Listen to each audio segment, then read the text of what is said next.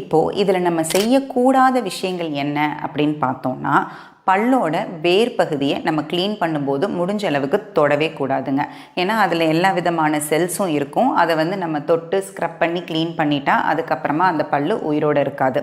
அதே மாதிரி க்ளீன் பண்ணுறதுக்கு பிளெயின் வாட்டர் தான் யூஸ் பண்ணணும். நம்ம டிட்டர்ஜென்ட்டோ சோப்போ எதுவும் போட்டு க்ளீன் பண்ணக்கூடாது. அடுத்தது பல்லை தண்ணிக்குள்ளே போட்டு டென்டிஸ்ட் கிட்ட எடுத்துகிட்டு போகக்கூடாது.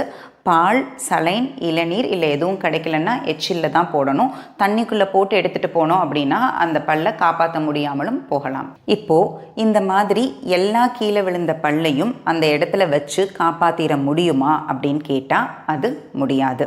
குழந்தைங்க கீழே விழுகும் பொழுது பால் பற்கள் கீழே விழுந்துருச்சுன்னா அந்த பல்லை நம்மளால் காப்பாற்ற முடியாதுங்க. பெர்மனண்ட் பல்லாக இருந்தால் மட்டும்தான் மறுபடியும் அந்த பொசிஷனில் வச்சு காப்பாற்ற ட்ரை பண்ணுவோம். அடுத்தது நம்மளோட பல்லு ஆக்சிடெண்ட்டில் நல்ல பல்லு கீழே விழுகிறதுங்கிறது வேற.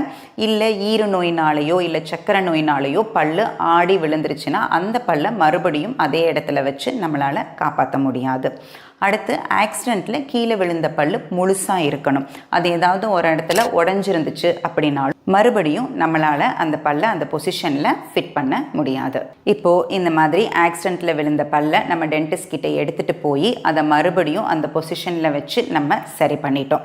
அடுத்து போஸ்ட் ஆப்ரேட்டிவாக நம்ம என்னென்ன செய்யணும்? டென்டிஸ்ட் கொடுக்கக்கூடிய மருந்து மாத்திரைகளை கரெக்டாக சாப்பிட்ணும். அந்த பல்லில் கொஞ்ச நாளைக்கு அழுத்தமாக எதுவுமே கடித்து சாப்பிடக்கூடாது. அந்த பல்லை டிஸ்டர்ப் பண்ணாமல் அப்படியே வச்சுக்கணும். ஒரு சில பேருக்கு இந்த மாதிரி திரும்ப பிளேஸ் பண்ண பல்ல வேர் சிகிச்சை பண்ண வேண்டிய அவசியம் ஏற்படலாம். அடுத்தது அந்த பல்லு நம்ம வச்ச இடத்துல கரெக்டாக ஃபிக்ஸ் ஆகிடுச்சா, அது எந்த விதமான ப்ராப்ளமும் இல்லாமல் இருக்கா அப்படின்னு அடுத்தடுத்து செக்கப் போய் நம்ம எக்ஸ்ரே எடுத்து கன்ஃபார்ம் பண்ணிக்க வேண்டியது இருக்கும். இதுக்கப்புறம் இந்த மாதிரி ஏதாவது காரணத்தினால உங்களோட பல்லு விழுந்துருச்சுனாலோ இல்லை உங்கள் உறவினர்களுக்கு தெரிஞ்சவங்களுக்கு இந்த மாதிரி நடந்துட்டாலோ உடனே அந்த பல்லை எடுத்துகிட்டு டென்டிஸ்ட் கிட்ட போங்க.